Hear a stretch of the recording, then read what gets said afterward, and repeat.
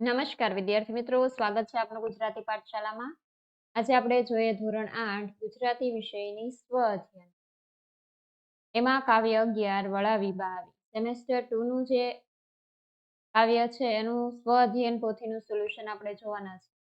વિદ્યાર્થી મિત્રો, તમે આ ચેનલ પર નવા હોય તો ચેનલ સબસ્ક્રાઇબ કરી બાજુમાં રહેલો બેલ આઇકોન દબાવજો, જેનાથી આવનાર તમામ સોલ્યુશન તમને તરત મળે. તો એ પ્રશ્ન નંબર 1, નીચેના પ્રશ્નોના ઉત્તર લખો. 1. ધંધાર્થે બહાર વસેલા કુટુંબીજનો કયા કયા પ્રસંગોએ વતનમાં આવે છે? ધંધાર્થે બહાર વસેલા કુટુંબીજનો દિવાળીના વેકેશનમાં લગ્ન પ્રસંગે કે કોઈના મરણ પ્રસંગે તથા નાના મોટા પ્રસંગો પર વતનમાં આવે છે. 2. વિદાય થતા ભાઈઓના કુટુંબમાં કોણ કોણ? વિદાય થતા ભાઈઓમાં સૌથી મોટા ભાઈના કુટુંબમાં પત્ની અને બાળકો હતા. બીજા 2 ભાઈઓના કુટુંબમાં તેઓ અને તેમની નવપરણિત પત્નીઓ હતી. 3. સંતાનોની વિદાયની આગલી રાતે વડીલોના મનમાં કેવી સ્થિતિ હતી? વિદાયની આગલી રાતે વડીલોના ચિત્તમાં સ્વજનોના થનારા વિરહનું દુઃખ હતું. પુત્રો પુત્રવધુઓ અને તેમના બાળકોની સાથે આનંદ માણી રહેલા વડીલો માટે મિલનની આ છેલ્લી રાત હતી. બીજે દિવસે તો તેમના સંતાનો પરિવાર સાથે પોતાના ધંધાર્થે જતા રહેવાના. ઘર ખાલી થઈ જવાનું હતું. હવે સુમસામ ઘરમાં તેમને સંતાનો વગરનું પોતાનું એકાકી જીવન વિતાવવાનું હતું. 4. તમારા પરિવારમાંથી કોઈ ધંધાર્થે અથવા નોકરી માટે બહાર વસેલું છે? કોણ, ક્યાં? હા, મારા પરિવારમાંથી મારો મોટો ભાઈ ધંધાર્થે બહાર અમદાવાદ વસેલો છે. 5. દિવાળીના તહેવારની ઉજવણી તમારા ઘરમાં કઈ રીતે કરવામાં આવે? દિવાળીના તહેવારની અમારા ઘરમાં સૌપ્રથમ ઘરની સાફ સફાઈ કરવામાં આવે છે. ત્યારબાદ ઘર શણગારવામાં આવે છે, રંગોળી બનાવવામાં આવે છે, બાળકો ફટાકડા ફોડે છે અને નાના મોટા સૌ દિવાળી પર્વની ઉજવણી. પ્રશ્ન નંબર 2, નીચેની કાવ્ય પંક્તિનો ભાવાર્થ તમારા શબ્દોમાં લખો. નિહાળ્યો સૌ વચ્ચે નિયત કરી બેઠો નિજ જગા, ઉવેખી એને સૌ જરઠવાળી વાતે સૂઈ ગયા.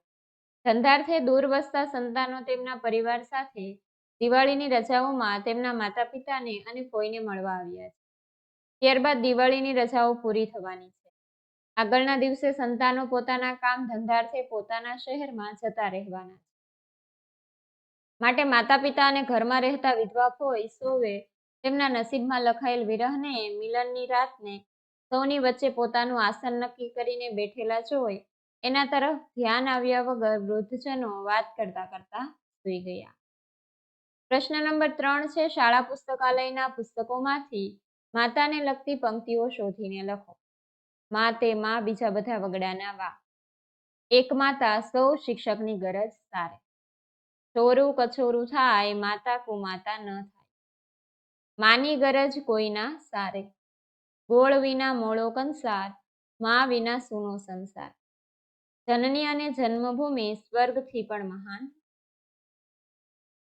પ્રશ્ન નંબર 4 છે, નીચે આપેલા વાક્યો વળાવી બા આવી કવિતાની કઈ પંક્તિનો અર્થ ધરાવે છે તે શોધીને લખો. પોતાના સંતાનો ધંધાર્થે દૂર દૂર વસેલા છે. વસેલા ધંધાર્થે દૂર સુદૂર સંતાન નિજના. અડધી વસ્તી ઓછી થઈ ગઈ, આખું ઘર શાંત થઈ ગયું. ગયા અડધી વસ્તી, ઘર થઈ ગયું શાંત. 3. આખા ઘરમાં વિરહ વ્યાપેલો જોયો ને તે પગથિયે જ બેસી પડી. ગૃહ વાપી જોયો વિરહ, પડી બેસી પગથિયે. બા પોતાના બધા સંતાનોને એક પછી એક વળાવીને આવી. વળાવી બા આવી નિજ સકલ સંતાન ક્રમશઃ.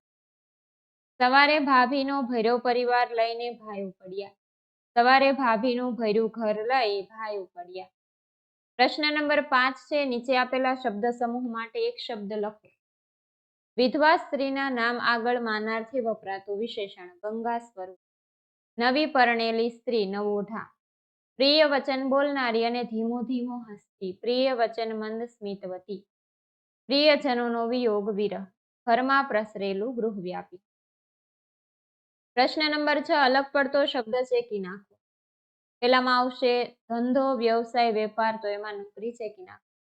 બીજામાં જાનકી, ત્રીજામાં રુદન, 4 પિતૃત્વ અને 5 અંધારું. પ્રશ્ન નંબર 7 છે, માતેમાં બીજા બધા વગડાના વા વિશે તમારા શબ્દોમાં વર્ણન કરો. માનું વાત્સલ્ય અનોખું હોય છે. તેમ ગાય વાછરડાને જન્મ આપે છે એને પીડા થાય છે. વાછરડું ગંદુ હોય પણ ગાય એની પરવા કર્યા વગર વાછરડાને જીભથી ચાટે છે. માનવ વાત્સલ્યની આ રીત નિરાળી હોય છે. બાળક તરફ માતાની સ્વાર્થ દ્રષ્ટિ કે દોષ દ્રષ્ટિ હોતી નથી. જે રીતે ગાય તેના ગંદા વાછરડાને ચાટી ચાટીને સ્વચ્છ બનાવે છે, તે જ રીતે વાત્સલ્યની માતા શિશુના દોષ સામે જોતી નથી. માતાના પ્રેમમાં દોષને ગુણ બનાવી લેવાની અપ્રિતમ શક્તિ હોય છે. માની મમતા અમૃતથી પણ વધુ મધુર હોય છે. નદીને કોઈએ કહ્યું, આ કાંઠે ઉગેલા વૃક્ષો તને કેવા પજવે છે. તારા પાણીમાં પાંદડા નાખી તેને ગંદુ કરે છે. વૃક્ષો ઉપર બેઠેલા પંખીઓ પણ તારા પાણી ઉપર જાત જાતનો કચરો નાખે છે. તું એમને ઉખેડીને ફેંકી દે ને. નદીએ કહ્યું, આવું મારાથી શી રીતે બને? મારા પાણીથી પોષી મેં એમને ઉછેર્યા છે. હું એમની માં છું. આમ પોતાના સંતાનોને લાડ લડાવતી દરેકમાં વાત્સલ્ય મૂર્તિ. વિદ્યાર્થી મિત્રો, અહીં આ સોલ્યુશન પૂર્ણ થાય છે. જો તમને વિડીયો પસંદ આવ્યો હોય તો વિડીયોને લાઈક કરજો અને અમારી ચેનલને સબસ્ક્રાઇબ કરવાનું ભૂલતા નહીં. વિડીયો જોવા બદલ આભાર.